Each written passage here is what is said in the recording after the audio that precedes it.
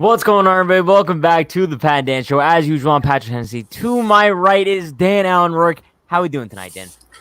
Horrible, bro. I don't like losing, and I now am reminded of what losing feels like, so I'm not doing well. But, I'm doing fine. Whatever, but I don't like losing. How are you? Listen, I'm all right, too. I was about to just try fake optimism right there, bro, and I can't do it now. I don't fucking like losing. No, bro, but here's the thing, right?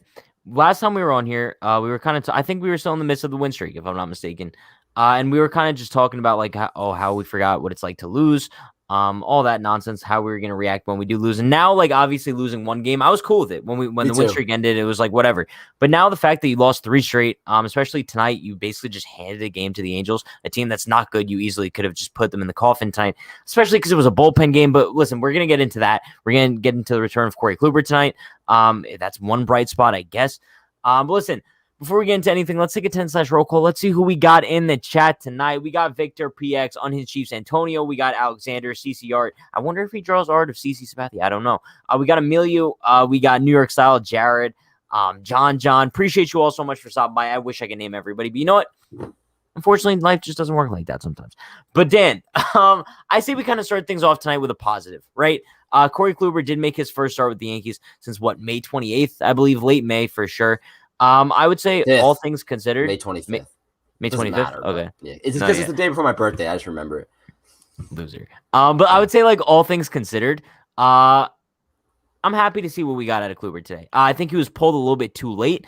I think kind of I don't know if this is just me with my anti-Boone trait here, but I feel like Boone kind of cared more about Kluber getting to 70 pitches tonight more than he actually cared Kluber's performance on the field, if that makes sense.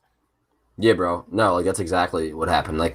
He went too long, and yeah, I liked what we saw about out of Kluber tonight. But bro, I think John Flaherty, bro, he hit the nose in the head. He did get away with a few pitches that were that one strikeout that was just a hanging breaking ball.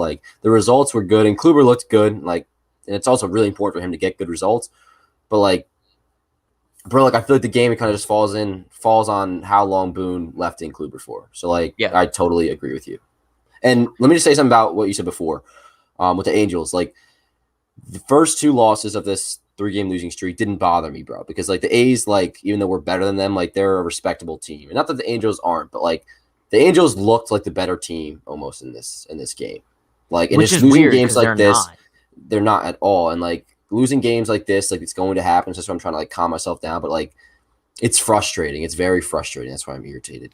No, yeah, for sure. I mean, but listen, like we were talking about Kluber. I mean, all things considered, he went 4 innings tonight, 5 earned runs, 2 walks, 6 Ks. I think if you kind of take those earned runs out of the equation, because I mean, he gave up Grand Slam, didn't he? Right? If I'm not losing my mind, he gave up the Grand Slam. That's kind of where the majority of the runs did come from.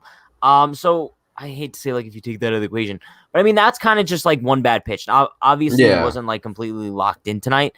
But I think that this was kind of promising out of him in his first start since the end of May. So moving forward, I'm still excited to see Corey Kluber on the mound. I still think that he can make some sort of an impact in the rotation going down the stretch here. Dan, this is obviously something that we're going to get into later on. But if Kluber kind of keeps improving as his starts go by, I definitely see him as my Game 3 starter in a postseason series. Granted that they get there. Yeah, no, I mean, it's definitely on the table. I just right now, bro, I can't see it. Not that I can see it, but just right now, it's impossible for me to envision Corey Kluber right now as a postseason starter for me. And I tweeted this out the other day, when somebody's asking me about him, right now, Corey Kluber, even after tonight, he doesn't exist in my mind. Now he will exist in 3 weeks after a couple good starts that he strings together. But as of right now, bro, this was a good showing by him. 1, that he stayed healthy, and 2, that he did look good at times. But bro, this is still very much a showcase for him. He's got to he's gonna have 4 or 5 starts to finish the year. He's got to look pretty damn good in those starts for me to be all right, word, he's getting a postseason start, and it's gonna be in the first 3 games. Yeah.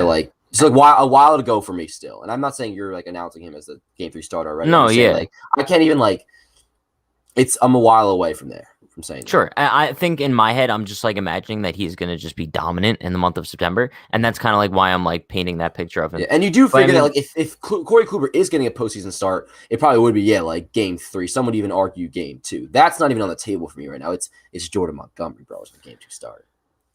We're going to get into that. But listen, as we're kind of talking about the pitching here, obviously the plan was today to have like Heaney come in and kind of piggyback off of I'm Kluber. getting real sick of freaking Andrew Heaney. By I'm the way, over bro. Andrew Heaney. Let me just say that right now. I'm over Andrew Heaney. 2 innings of work, gave up those 2 earned runs. I'm sick and tired of Heaney. I don't want to see him bro. I don't want to see him anymore. I just don't. And now like we're kind of looking at the roster expanding to 28 on Wednesday, I believe.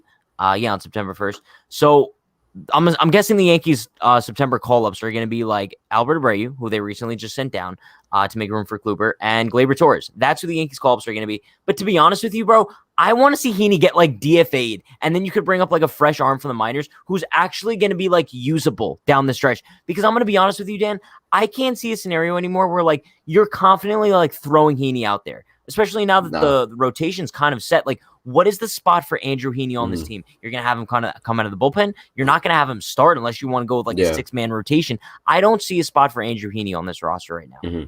Yeah, no, I feel like the determination right now, if like somebody is valuable to the team or good, is like, will they make the postseason roster? And like right now, like you can't convince me that Andrew Heaney would make the postseason roster. No. Like, especially, and like you could have I mean, it's just one game out of the pen, but like you could have guessed this, bro, going into it. Like Andrew Heaney, bro, like he's not going to succeed out of the bullpen. Like out of thin air, all of a sudden is going to be like a good pitcher out of the bullpen, you know, like, and bro, like we all saw it coming today, bro, when he was facing Shohei Ohtani. Like the guy gives up homers, bro, and you pitch him against the league leading guy in home runs. So I mean, Andrew Heaney, bro, doesn't have a spot on the postseason roster for me. And yeah, I mean, if he were just not on the roster, it'd be nice because then you could bring up Abreu and Heal.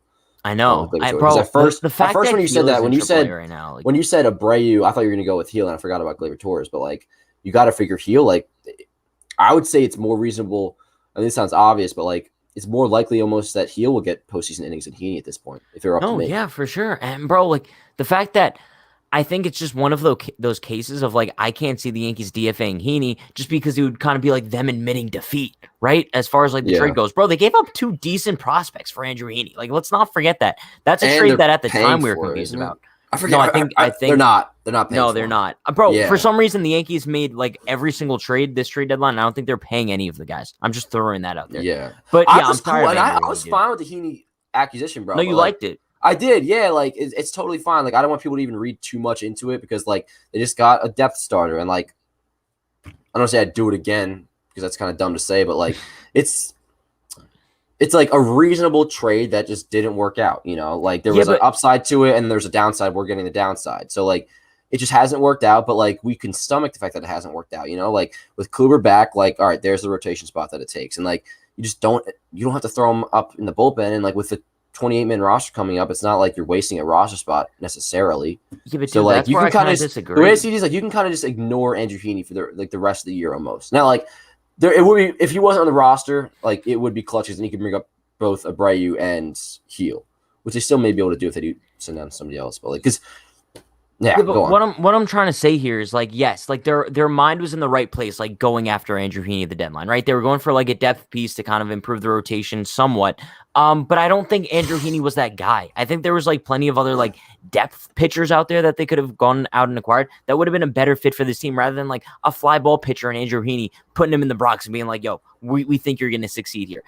It didn't make sense for me from the start, and clearly like it just hasn't worked out, and I don't think it will at this point. Obviously, after that start against the Red Sox, I was kind of like, all right, like maybe let's give this dude a chance.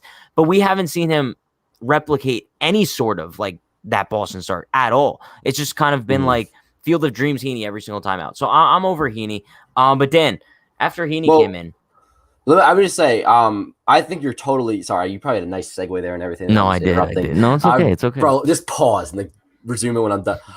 No, I think you're totally right by that. Where like I could say like at the time, like I thought it was a reasonable move, but like yeah, like I'm sure there was other just like guys you could have went out and gotten that were like better depth that weren't fly ball pitchers. Jeff F in the comments does say that I'm wrong, which that's not true. Anytime you start a sentence with Dan is wrong, bro, it's not going to go well for you. There were many advanced stats to justify that Heaney would end up pitching well. Like his Sierra was really good. There was a number of stats that showed that he could possibly be good in the future. But so far it just hasn't worked out, bro. And like you could argue that like if he went to another team that wasn't pitching Yankee Stadium, wasn't pitching in like the AL East, like maybe he would have fared a little bit better, right? Like maybe if he went to the National League Central, I don't know, he would have been a much better pitcher. But like you said, Pat, bro, like it probably wasn't the best idea to go out and get a fly ball pitcher that already wasn't putting up great numbers. But there were advanced stats that did show that he could end up being good. Well, We're doing your those segue. advanced stats didn't really work out too well. But listen, like I said, after one of the rare Andrew Heaney- times they don't.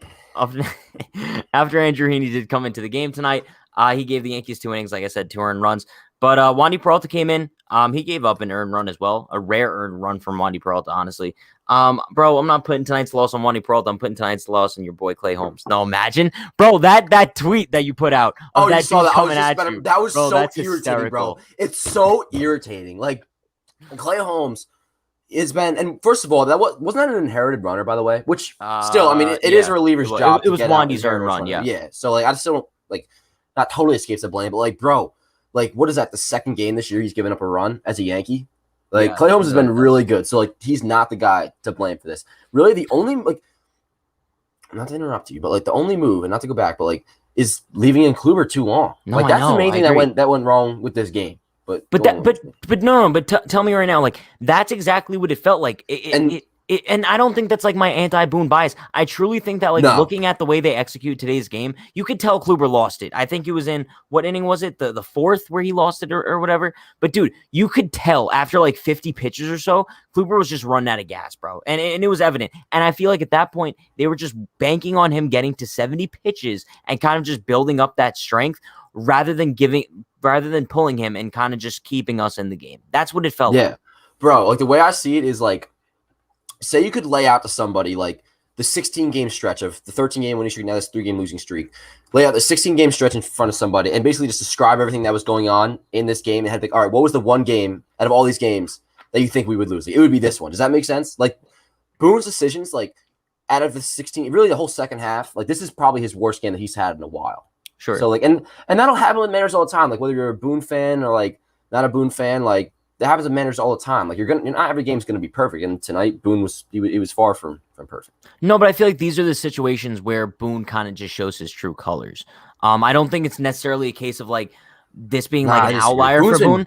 No, I think it's just a case of like Boone. Dan, I think we're looking at different situations here. We're looking at one, he's been very good as far as like bringing guys in at the right time, right? Well, that's what also manager is really good for. Unless but sure. But when it comes to cases like this, and guys might be babied a little bit, that's where I think Boone like has the worst in him kind of show. Like, bro, if Kluber really needs to build himself up to 70 pitches, maybe he need another rehab start.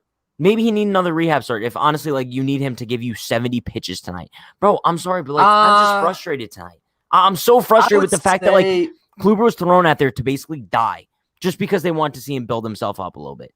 I would say that's fair with the extra rehab start, but also too like was the alternative Andrew Heaney getting a start, which we know it kind of was.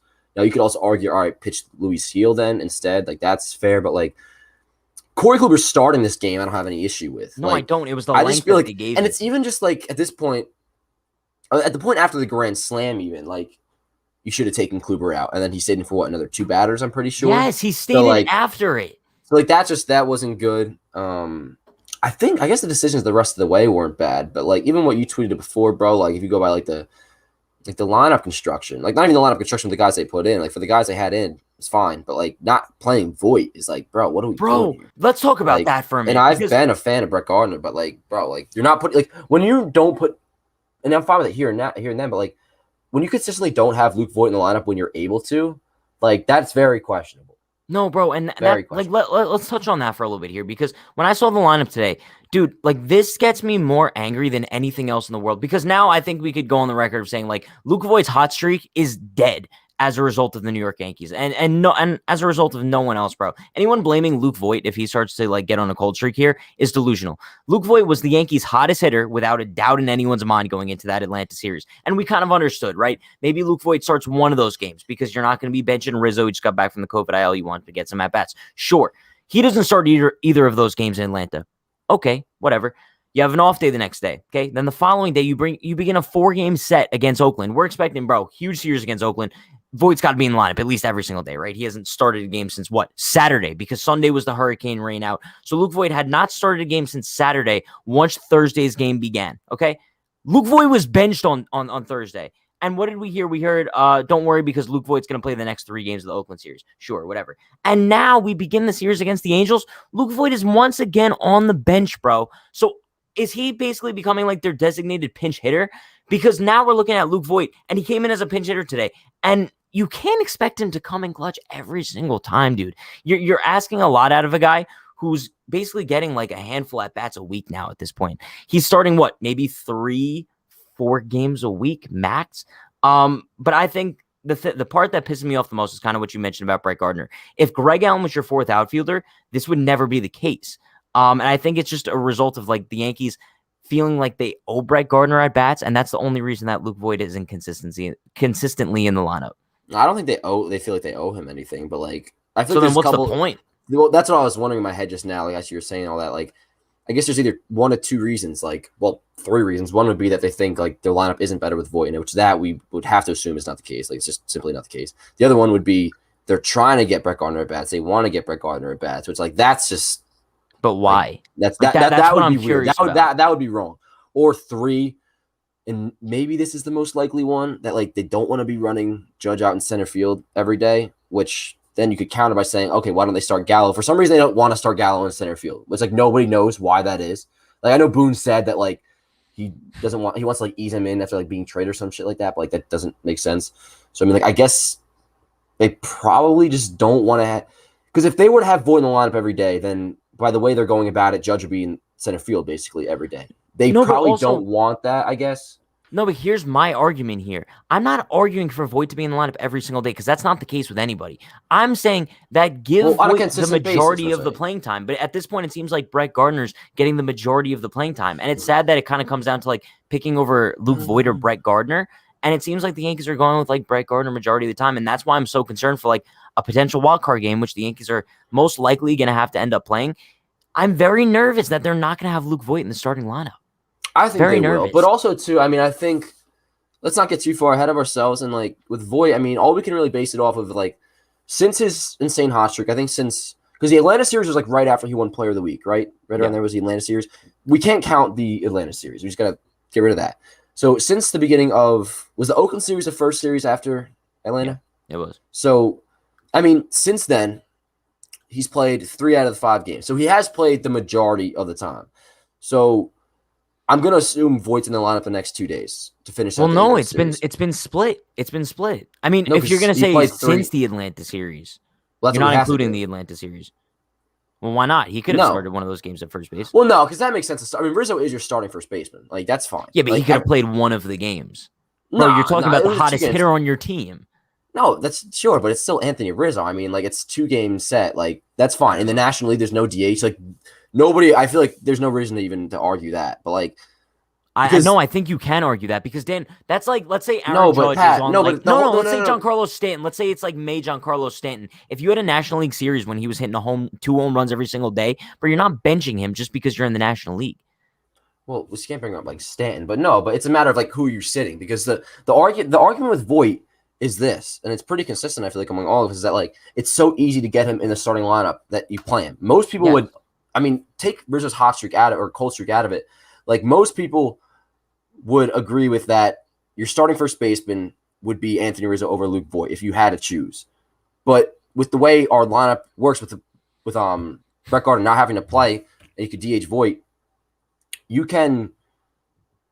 I'm trying to think what I'm trying to say, but like, no, you're saying that there's basically a way to have both of them in the lineup easily. Yeah, that's what makes the conversation so easy to be had. Yeah, is the fact that I forget what I'm saying, but no, but like basically, I think what the argument here is that I'm looking at Luke Voit and I'm looking at Brett Gardner, and I think the obvious, I think the team is so much better all around when you have Luke Voit in that starting lineup, which is why I'm surprised that we don't see it more often, and which is why it's also so surprising that after the trade deadline, Brian Cashman goes on record, he's like Brett Gardner's still our starting center fielder, bro. You look at how the defense is better with Luke Voit in the starting lineup, right? You have Luke Voit DHing, then you have Stanton in right field, Judge in center field. I love Judge in center field. You have 3 stellar arms then in the outfield. I can guarantee you today that if Judge is in center field, Joe Adell doesn't advance to second on that fly ball to center field. Definitely. Brett Gardner in the outfield, his arm kind of makes the Yankees a little bit weaker. And also offensively, you can't kind of compare the presence of Brett Gardner in the lineup to Luke Voit. I don't care if he's a left-handed hitter. You look at the numbers, and Luke Voit provides you with much better offensive numbers than Brett Gardner would. So that's why I think we're all kind of confused as far as like why Luke Voit is in the lineup almost every single. If he doesn't play the next couple games, then yeah, I'll be like, what the heck? But like for right now, he still has played the majority of the time since the Atlanta series, at least. Sure, I think just these off days are just really, really weird. But listen, shout out to you, Elvis, with the $5 donor. Appreciate you so much, my man. He says only the New York Yankees would bench the player of the week. Hashtag free Voit. Bro, hashtag free Voit is like a movement that I'm so on. Bro, every time they bench him, I go in the Yankees tweet replies. I'm like, hashtag free Voit, dude. I'll hop on there with you, bro, if he's not starting tomorrow, which I'm going to assume he will. No, he has to. That's what I'm saying. Because, like, at that point, bro, like what I said before, like since the Atlanta series and that's what I'm starting off. He's played 3 out of the 5 games, and that is the majority. Like, I think that's fair. Like, that's kind of what we all wanted. Like, even going back to like, because it all really depends on Stanton, right? Like, we all wanted Stanton to play the outfield, but we also don't expect that to happen like every day. Like, probably we'd be good with like 4 out of the 7 days. If there's 7 games a week, 4 out of those days. Yeah. Like, that's basically when Voit would play. Then would be 4 out of those 7 days. You would figure, right? So, like, I feel like as of right now, the playing time Voit's getting, at least since the beginning of the Oakland series, that's fine. Because what I was saying before about the Atlanta series, like I feel like you just can't count that. I guess, because it's not easy. Like it's not an easy explanation to get Voit in the lineup when it's in the National League when there's no DH. Is what I'm saying. Like the DH is what makes and Stan playing the outfield and there being a DH is what makes it so easy to get Voit in the starting lineup when you already have your starting first baseman, which is set in Anthony Rizzo. This is what I was trying to say before they're playing. Sure. So like I feel like you can't count the Atlanta series because it's not like an obvious like just play Stanton left, DH, Voit. Whereas that's what it is in the American League. And to be honest, like I'm kind of looking at the Yankees lineup right now, and I'm kind of like, obviously I'm a little upset that Luke Voit's like not in the lineup tonight, for example. But kind of what pains me so much isn't the fact that he's not in the lineup tonight. It's the fact that like this might be foreshadowing what's to come postseason time. And I know you disagree with me when I say that, but I'm really nervous that come like postseason time that we're gonna see like this same scenario play out where the Yankees like. They might start Luke Voit in a wild card game, but then game 1 of the ALDS rolls around, and then Luke Voit's sitting on the bench. That's what kind of frustrates me the most, that they don't view him as their everyday DH. It's kind of like a platoon at this point. You know what I mean? And I feel like it shouldn't be like that. No, that's fair. I mean, yeah, I disagree with you that I don't think they would start Gardner in a wild card game. Like I think it would be Voit starting at DH. But it's fair. Like, I'm not saying you're dumb for thinking that could possibly happen. No, I'm saying the only reason probably why they wouldn't is because you'd probably be going up against Chris Sale, and Brett Gardner versus Chris Sale is not a good matchup. So they probably wouldn't if they're going up against the Red Sox. Yeah. But like, what was I say? I was getting tired. I keep blanking out. But like, I don't know, bro. I mean, like, we'll see. It depends. I can't like give my full opinion. I feel like until I see what happens the rest of the series. It's gonna be interesting. Because the way I see it right now is like Voit is the majority of the time DH, like every day starting DH, majority of the time. But like if he doesn't play tomorrow or the next day, then it's like, all right, why are we splitting time here with Luke Voit and Brett Gardner? So we'll see. I miss Greg Allen, dude. I really miss Greg Allen. I know you do. I do, dude, because like he's your definition of like a great 4th outfielder. He's like an Andrew Velasquez for the outfield, bro. And you know that. I think that he would provide great defense. I like Greg Allen. He'd provide a solid bat, and he'd provide a solid arm. Bro, I miss Greg Allen. But unfortunately, he's not here because someone refuses to retire. But listen, another guy I kind of want to talk about here, Joey Gallo, Dan. Now, a lot of Yankees fans are just destroying Joey Gallo, and I get it at this point. Like, he hasn't necessarily been good since coming over. He's come up with like a bunch of clutch hits, sure, but I think if you kind of look at the entire sample size, he hasn't necessarily been good. And I think it's kind of getting to the point now where I think I'm maybe getting a little bit frustrated too. Like, when is he going to start to light it up? And I know, like, bro, we're not people who love to look at batting average, except when it gets to a point where it's like, damn. And I'm looking at Joey Gallo's batting average, dude. He's batting like 204. Like, that's kind of like reminiscent to me now of like an Adam Dunn type guy. And like, that's not what I look at when I see Joey Gallo. Well, yeah, I mean, first of all, like, people that irritate me, people that would be like, Joey Gallo sucks. Like, no, that's not true. If you say that, you're an idiot. It's definitely not true. Like, stop watching baseball and even comment on it because you're a moron. But the slump Joey, but that was to say, like even me today, like, basically saying, like, Joey Gallo has been frustrating, bro, because he hasn't gotten hot yet and he's looked pretty bad. That I'm fine with people not acknowledging. That's just telling the truth. But, like, I don't know, bro. I mean, the batting average, like, it's, I think, what'd you say, 204 now, you said? Well, I mean, as a Yankee, he's batting 153 with a 681 Yeah, OPS. but, like, you know, like, what we talked about before, like, the way I see it, like, I don't care about batting average, but, like, sometimes when it's so bad, like, it's just you're having a bad year. Like Joey Gallo is one of the rare exceptions to that. Like he can have a low batting average. I think on the season it's like a 204, 205 batting average. But his on base is still like over 360. So like I'm still at the point where I'll ignore batting average with him.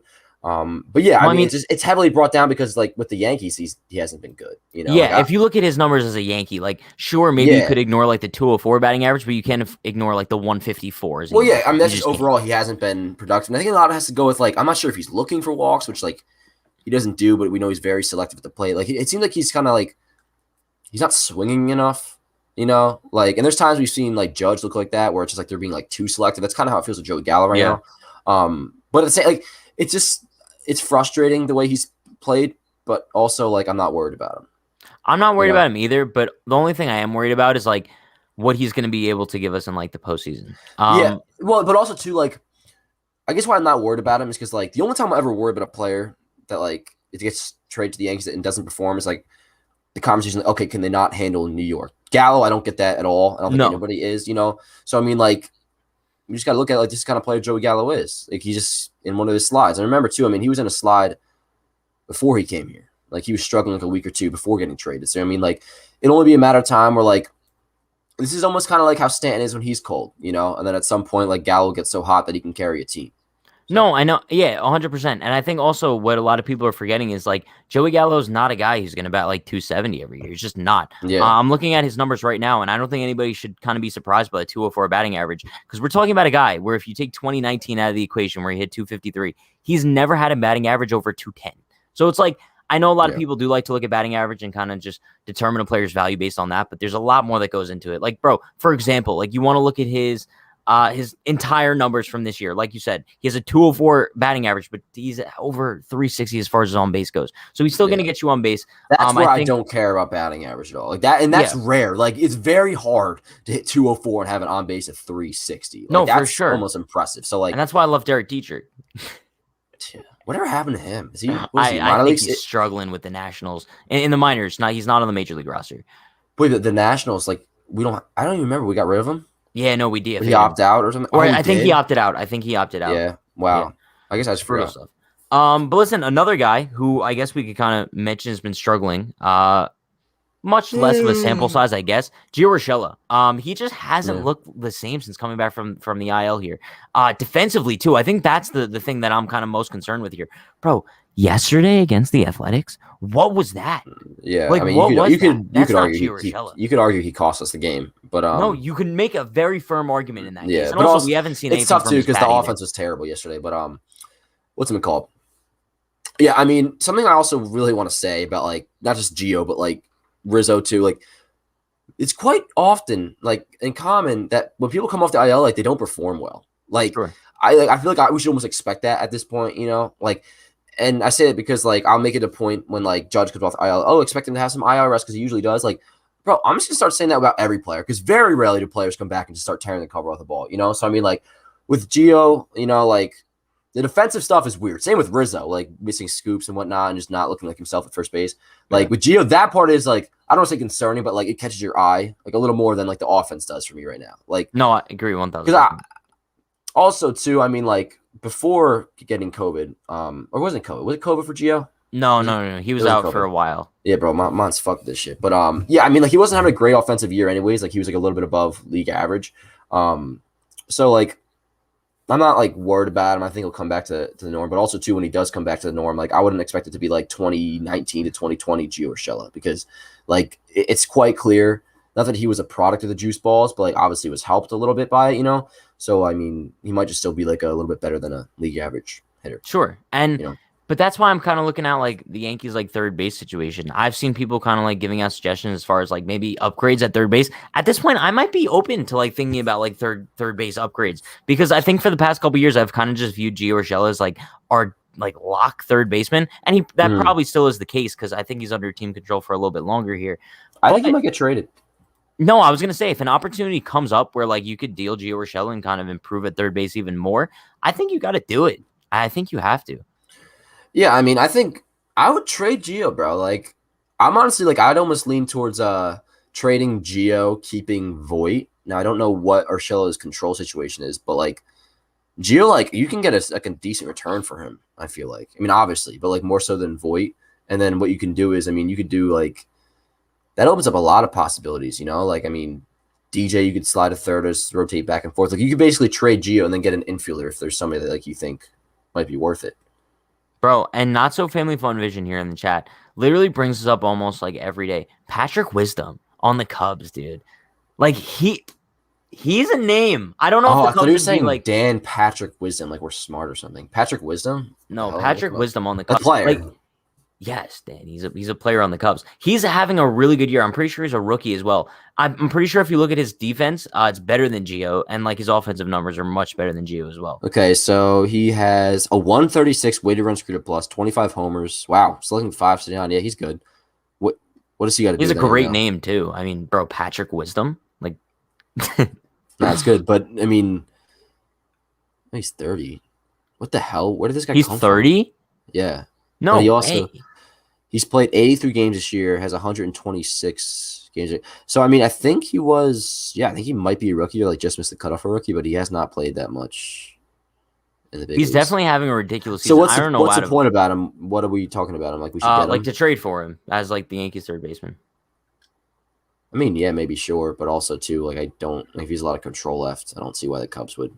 Bro, how's he 30 years old though? That's actually ridiculous. Like career minor leaguers just having a ridiculous season. Kind of like Gio Urshela, but like a little bit older. Late bloomers, bro. That's another thing. I guess as I watch more and more baseball over my 11, 12-year career watching baseball, like people can be late bloomers, bro. Like it happens. You know, it's kind of common. Listen, another guy that I guess we could talk about in the Yankees outfield. Your boy Dan, Aaron Judge. Now this is where we had a little bit of a disagreement the other day when you tweet out. You're like, oh, if Shohei Ohtani didn't exist, Aaron Judge would be the American League MVP. I disagree in the sense of I know the argument that you're going to come back. You're going to be like, well, Judge is trending upwards, Vlad's trending downwards. That's what it all was about. If the season ended today, like, bro, Vlad is the MVP. If Ohtani doesn't exist. His numbers are currently better than Aaron Judge. But if you're going with the trending, sure. He did have a good game today, though. I think he had like two homers. I'm pretty sure. Maybe it was two. I don't even know. But he had a good game. But yeah. Is this what you want to get into? Like, is this the topic? I don't know if I don't know if I interrupted you or not. But yeah, bro. I mean, Judge is just trending up. You know, like when I did tweet that out, which was I guess yesterday. Judge's last 30 games had like a 980 OPS, and Vlad had an OPS of 720 over his last 30. So like you go by trending and where the current OPS is. I think it's right around like an 80-point difference right now. Like by the end of the year, like at least statistically, like Judge would be ahead of Vlad. And also the fact that Vlad's a first baseman doesn't help his case because if you go by WAR, like they're only separated by like I think Vlad's like a 5.3 WAR right now. Judge is around 5, so I think it's very close. So I mean like.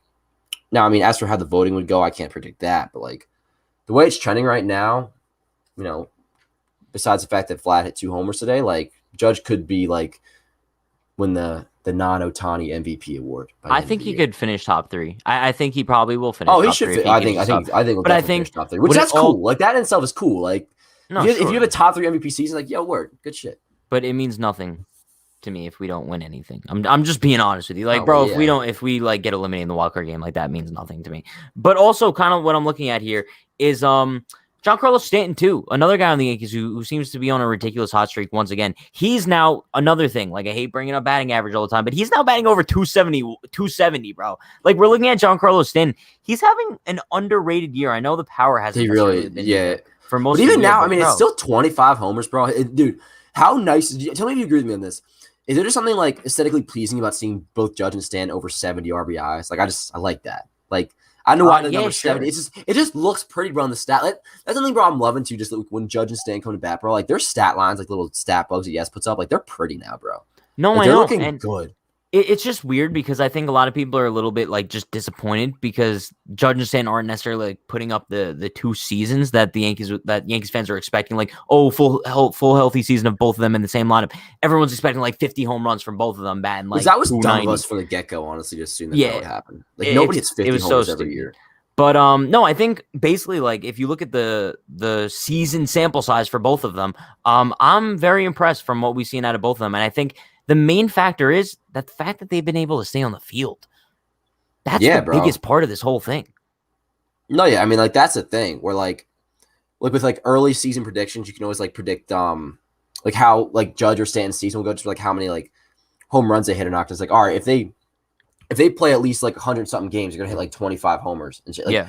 So like it's really a matter of like if they're on the field, like they're going to perform. And bro, that's exactly what we've seen. Like this year, I was looking at it before. Like unless they get a setback, not setback, but like if they get hurt or something, like they're on pace right now to have together the most combined home runs as a Yankee, which I think was 65 back in 18. Stan had 38, Judge had 27. So like I think they're about like 10 or so away from that, which like like little W's in a way. Like that's kind of cool. Sure. Like if that happens, like I'll be pleased, bro. Sure. I mean, it's not something that I would look back on this offseason and be like, wow, that was really cool. But like in the moment, I'll look back and think that was fun to watch. Like Stanton and Judge being healthy together. I won't. I will. I won't. Because here's my thing, Dan. I mean, I'm win or nothing, but like there's still like I'll still always look back at this Judge season and be like, man, like I enjoyed like finally seeing him like be able to not be screwed over by injuries, I will, but also at the same time, like let's say hypothetically, knock on wood, the Yankees get eliminated from the wild card game, and their season just ends like that.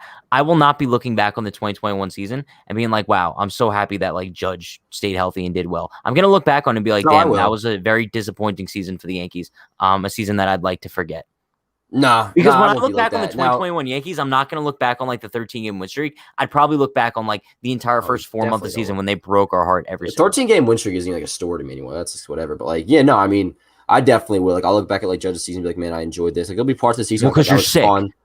But like, we're not even just do with Judge. I mean, like Stanton too. But also like, keep in mind, like I'm not saying this in like October 4th, the day after we lose. Like this is like stuff I'm thinking about in like November and December and whatnot. Like I usually will just sign out of Twitter, bro, the next 2-3 weeks after we get eliminated in the postseason. So I mean, like, it won't be immediate, but like at some point, like I'll look back and enjoy, like watch the highlights on YouTube, highlights that I make. But like, yeah, I'll enjoy it. Like it's fun, bro. I mean, like we have to see like Aaron Judge. Like how long have we wanted to see a full healthy season from Aaron Judge? Like we're seeing it right now. I know, but Dan, I think you're comparing it. Like you're comparing everyone else's feelings to like your feelings. Like I know, like you're gonna go into the off season and just like you're gonna be so happy because Aaron Judge had a fantastic season. No, bro, I honestly couldn't care less. Well, no, but how upset I'll be when we get eliminated. I mean, like we know every year, but we have our little. I think I'll be more upset than you though, because that's how it usually goes. No, no.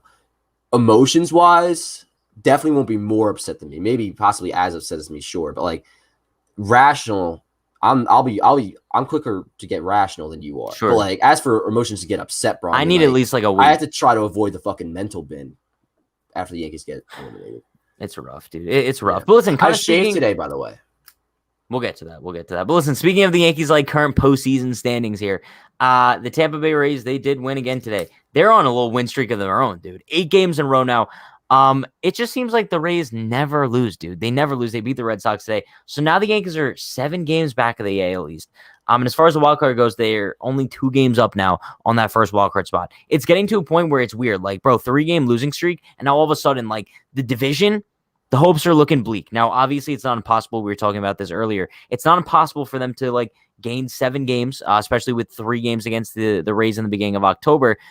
But I think we could go on the record now of saying, like, bro, it's looking the most bleak it has since the trade deadline.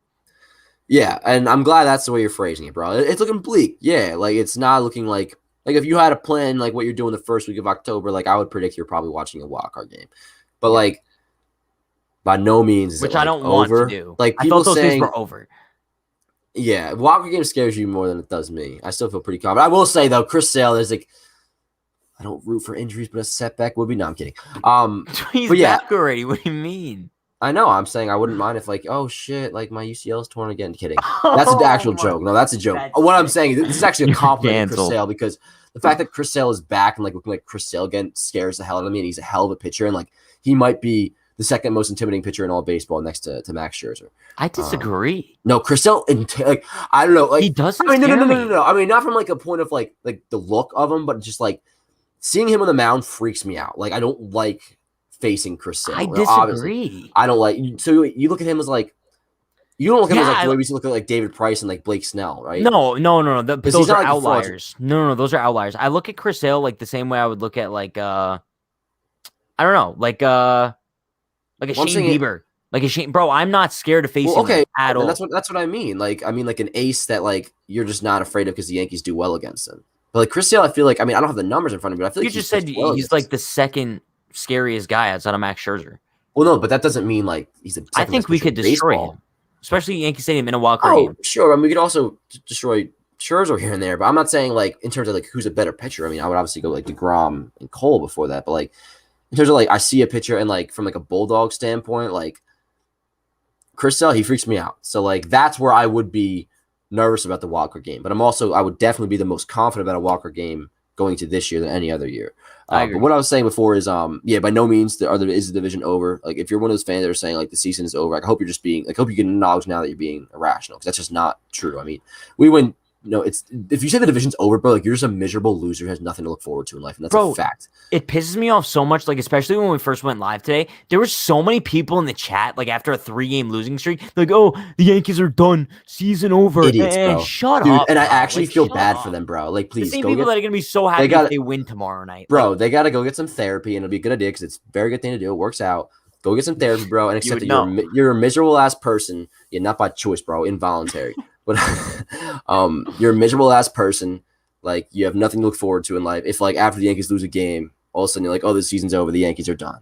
Like, don't even watch, bro. And it's so irritating, bro. Like I'll tweet out and be like, Yankees, they're gonna come back in the ninth inning. I'm feeling confident about them coming back in the ninth inning. Like, no shot, they come back. Then, bro, turn off the fucking TV. Like, are you even a fan? My thing. No, but that's exactly my thing. If like you're coming in here and being like, "Yo, season done, division, no chance." The Yankees, they're gonna get eliminated in a wild card game. Why are you watching? People, what their lives have looked like, to where like that's their mindset, bro. No, but like, bro, they're also, not gonna come back. Like, you're a fucking loser. The same people in July, like when the Yankees were at like the worst point in their season, right? And obviously, like we're all kind of looking at this team, like I'm like, well, obviously things don't look too good right now. But then also you had some people going out there and being like, well, the Yankees have no shot at making the playoffs. So I'm like, what? Like, if I had that mentality, why would I watch any single game for the rest of the regular season? If you have that mentality in the month of July, just cancel your DirecTV plan. Like, what are you doing with yourself?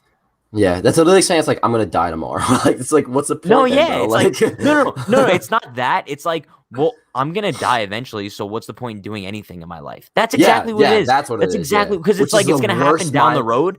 That's the worst mindset to have. Like, positive or negative mindset, it's the worst mindset to have. That you're gonna die eventually. But like, yeah, bro, like have a little bit of faith, bro. Like, what's the point of being a fan if you're not gonna, you know? So stupid.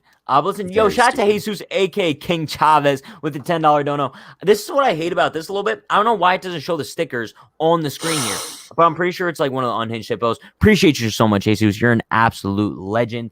But yeah, I mean, kind of talking about like the whole postseason scenario thing here. I'm a little bit aggravated. I'm half aggravated and half happy, only because if you'd have told me like back in the dog days of July when the Yankees were throwing like Ryan Lamar out as their 2-hitter that we'd be playing in a wild card game at Yankee Stadium, I'd probably be satisfied with that, dude. I'd probably be satisfied. But then again, at the same time, if you would have told me within the 13-game win streak that we weren't going to win the division, I probably would be a little bit upset. So I think I'm feeling like half and half right now. But I think if what we have to settle for is a wildcard game at Yankee Stadium, make sure it's at Yankee Stadium. Do not fall to a point where you have to play a wildcard game at Fenway Park. If you're not going to win the division, make it every single point in your power, bro, to make sure that one game is played in the Bronx. Yeah, no, I'm totally with you, bro. Are we going to that or no? Probably not. Tough. We'll have to discuss it. It's tough with content now, bro. We're in a totally different space. Dude, it's so tough only because like I was asking the chat the other day and I was like, yo, what would you guys prefer? Like a wild card vlog or like a wild card watch party? And I think, bro, obviously the watch party would be like such a better idea. Yeah, no, and also too, the thing that's tough about like postseason game vlogs that like probably coming out like the next day. So it's and like, what if they lose? Exactly, yeah. But anyways, got to get it at home. No, you're definitely right, bro. And that's where, like, when I say, like, I feel really good about the Yankees' chance in a walk-off game, like, when I say that, like, that's me just assuming they're going to be at home. Because give me Garrett Cole in Yankee Stadium in a one-game playoff, like, no team wants to face that. Like, to me, maybe this is me being, like, cocky Yankee fan, but, like, I look at Garrett Cole in Yankee Stadium, a sell-out Yankee Stadium crowd, one-game playoff in a walker game, like, that's the equivalent of Jacob deGrom on the mound. Like, on that day, he's the best pitcher in baseball. I cannot see him imploding. I can't see it. Now, if he's in Fenway, I can just see, like, because, you know, shit always gets weird in Fenway, bro. Like, some Jefferson's like a 3-run shot in the first. Exactly. It's like, yo, bro, I'm so pumped. Yankees going 28 World Series, bro. Like, we want Boston type shit. And it's like, yeah, Devers, 3-run bomb, bro, to over the monster Fenway. Like, no, it's not even that. It's not even that. It's like one of those pesky little right field 250 feet. Yes, bro. Yeah, but, like, put that shit in Yankee Stadium, bro. Tips off Stanton's glove into the seats in right field. That's exactly what I'd picture. Put that shit in Yankee Stadium with Garrett Cole on the mound. Like, I'm feeling really good. So, like, right now, like, that should be goal number one, is, like, secure first wild card spot. And then let's see where we're at like the last 2 weeks of the season for the division, or last week of the season for the division. No, I agree 1,000%. Because that's still going to play a factor, bro. Like, even if we don't end up winning the division, like how close we come to it will, bro. Because I mean, like, that lines up how Cole's going to pitch. You pitch him game 162, and like if you have a chance, you obviously would. And I assume that's how you feel as well. And you pitch Cole game 162. So yeah, I mean, it'll be interesting, regardless of if we win or not. It's going to be interesting, unless we totally like fold over. It'll be interesting. It just sucks because I thought those days were over, dude. Especially after 2019. I'm like, bro, we're never playing a wild card game again. 2017, fluke. Bro, 2018, fluke. We weren't expecting the Red Sox to be that good. Now we're in basically the same exact position we were in 2018, where it felt like no matter how much we won, we never gained any ground on the Red Sox because all they did was win. Yeah. The way I feel about that is like, I'm not making an excuse by any means because like it ultimately comes down to how we played in the first half. Oh, for sure. But like, we dug ourselves in a huge grave. I'm surprised we're even in a wild card scenario here. Yeah, like we can blame on the first half. Guys underperformed tremendously, but like also at the same time, not on the scale of like the 2018 Red Sox, but like part of me is also looking like, man, like the Rays certainly aren't helping, bro. Like they are just winning at every game they have, bro. It seems like they're winning. So I mean, I don't know how. That's also tough that like our competition who we're chasing down like is not losing, you know. Not to say that that's the reason why we're not going to win this division, but like it does play a big part when your opponent that you're chasing doesn't lose, you know. So like not like I'm not looking like you're having a historical season, but like I didn't think, and majority of people didn't think that the Rays would be this good this year, like this good. I agree, like, especially losing Snell, Glasnow, Morton. Yeah, you name it, they lost it, dude. But yeah, shout out to Jesus. Like, I don't even know how to explain that they win. They just win. Shout out to Jesus too. I don't know. He says it was the wrecked hippo. It's like a hippo in a chair, and he like dies in the chair. It's basically us right now, but that's okay. Somebody pointed out something in the comments that's different about me right now. Can you point it out? Some Where's Waldo shit. You got a haircut?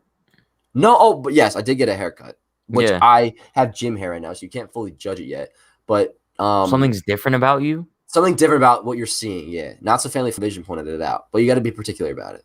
Like, I'm about to just go look at his comment. No. He didn't point out the exact thing. Your lights, they're a different color. What color were they usually? They're usually blue. Yes, that's different. So it's a little bit brighter because I'm getting into. I'm not even sure we're getting to this portion of the show, bro. But I'll save it for the end. There's one more thing I want to. Okay, because there's this new thing, bro. Not new thing. It's an old thing that's new again that I'm getting into. But go on. All right. Listen, last kind of topic I want to touch on here. Chad Green, bro. I don't know if we're getting to the point where like I'm kind of putting him in the same boat as Chapman.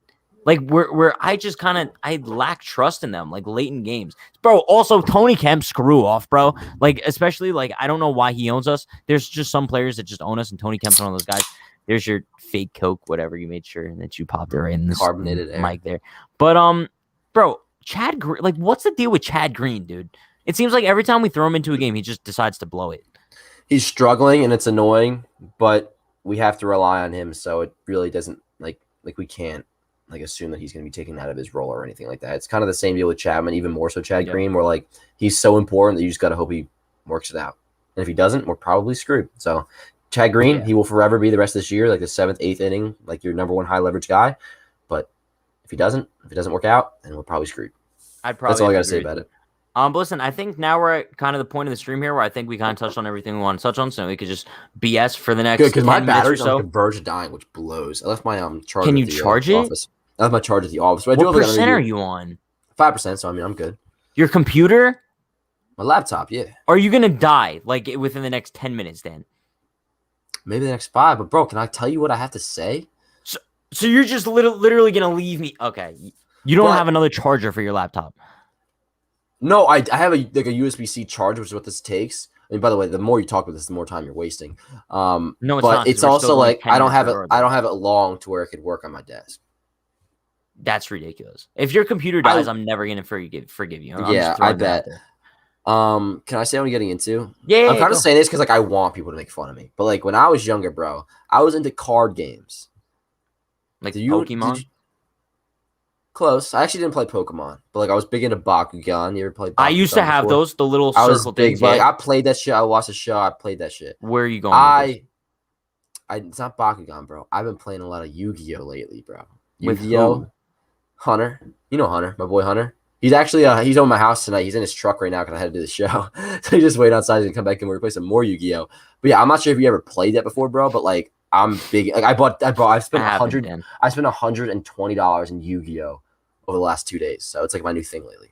And Come in. This is just like, we have to do this every show, bro. I gotta get like Dan life updates. I finished Outer Banks season 1, bro. I haven't watched it. Like, bro, jaw dropping, bro. Like, I so fucking good, bro. We're like, after I watch like an episode, not even just a full episode, like part of an episode, bro, I gotta pause and just process like what the hell's going on. Like, it's so good, Pat. Like, it's captivating. I'm not watching it. I'm not. No, like, the more you should. talk good about it, the more I don't want to watch it now. I don't watch TV shows. But I understand that. I don't either, bro. But this I do. Like, this is the one show that I will. You watch Star Wars, bro. That's not okay. There are TV shows of that, but no, but there's exceptions that we make. I mean, Star Wars is one, Michael K. Show is one, High School Musical, the series is one, and now Outer Banks is. And I'm gonna start. That's the weirdest combination of television I've ever heard of in my life. And dude, it's so weird too because like somebody, and this is totally fair, bro. Calls me he calls Dan a nerd. Me, I don't know why I said me, but like, if you don't expect me to be like, part of me, bro, is a little bit nerdy to be honest, man. Like I like Star Wars, I like Spider-Man. There's nothing wrong like, with that, Dan. I'm not saying there's anything wrong with it, bro, but I'm saying, yeah, like, bro, I am into some shit, bro, that, like, you wouldn't expect me to be into, you know? Yeah, but you shitted on people who watched anime. No, I didn't shit on, I forget, what did I say, by the way? I was talking about something with Andrew the other day. What did I say again about the anime thing? I don't know. You said something. I know it did come off like I was, like, dissing anime people, like. You said something, dude. But Andrew said, Dan, did you listen to Donda? No, but I'm actually aware of what that is. You know what it is? It's a Kanye thing, isn't it? Okay. No. I did like catch up in the loop that Kanye was dropping an album. I forget who told me, but I think you told me. But like, I think it was on here. Somebody brought it up the other day. It was my boy Mike, and I'll listen to it once people tell me the good songs to listen to. Like, I'm not gonna listen to the album, but like, if somebody tells me, like, oh, yo, this song's really good, like, I'll check it out. You know, Drake's dropping an album on Friday too. Bro, I heard that too. Are you gonna listen to that?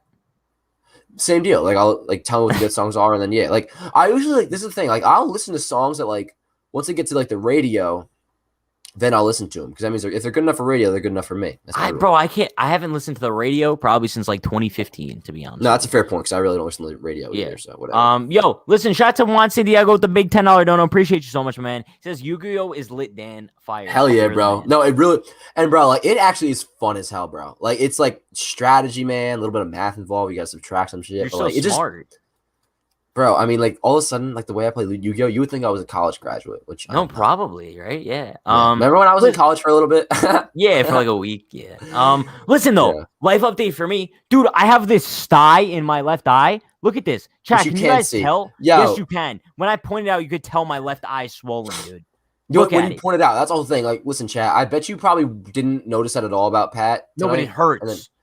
No, I'm not saying it's not. It's like it definitely is not ideal. I mean, that shit will hurt, not bro. Ideal. It hurts, dude. It's like a massive pimple on top of your eye. I used to get styes really bad my senior year of high school. I don't know why, but like, yeah, no, they're not comfortable. What you got to do, bro, is just like an ice pack or is it hot compress? I forget. I've been using hot compresses. Yeah, but how you say it? Compress or is it compress? No, there's two different words. Like when you compress something and then it's like a compress. You know what I mean? But dude, yeah, no, you're right. What I'm saying is, like, I'm pretty sure, you know how I think I got it? I've been rocking with this baseball that I've had, like, for, like, years now at this point. And I'm like, dude, I've been playing around with it. It's dirty as hell. I should probably clean the baseball. But I guess I could probably touch the baseball and then maybe touch my eye. That's how I got this side. It's a weird thought process. Yo, somebody's still right. My computer is on 2%. But once it gets to we're riding until it gets to 1%, bro. Which it dude, is if we're not gonna be able to make the hour mark because of you, I'm gonna be sick to my stomach. Like, bro, if we have to end this at 57 minutes, I'm gonna be sick. We're gonna have to, or you're gonna have to keep going. Dan, I'll run the last 3 minutes. I actually have to go, but bro, before I could fucking pass away any second now because it's 1%, bro. I have a beard, if you can't see. Not as I shaved the bottom half of my neck before. My computer's dead. It's about to die. I gotta go. I love every single one of you. Had a good time tonight. No. I guess we have to wrap things up now, Dan. Well, you can't just go by yourself. 55 minutes. Why don't you go by yourself for 4 minutes? Not that I want you to, but if it's gonna like lose sleep over it, yeah, you probably should. No, because I don't have our format set up so we could do solo, Dan. But thanks a lot. Oh, that sucks. All right, bye everybody. I gotta go. Bye. My pat's about to die. All right, dude. We'll see. We'll see you guys on Thursday. Yo, relax. We'll see you guys on Thursday. Wait, what's today? Today's Monday, right? Yeah. We'll see you guys on Thursday. I don't want a computer the next episode of the. His computer died. All right, wait, chat. Wait a minute. Now, chat, we're all alone.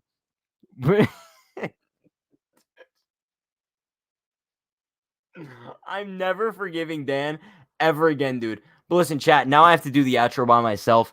I guess on that note, that's going to wrap things up for episode 19 of the Pat and Dan Show. Appreciate you all for stopping by.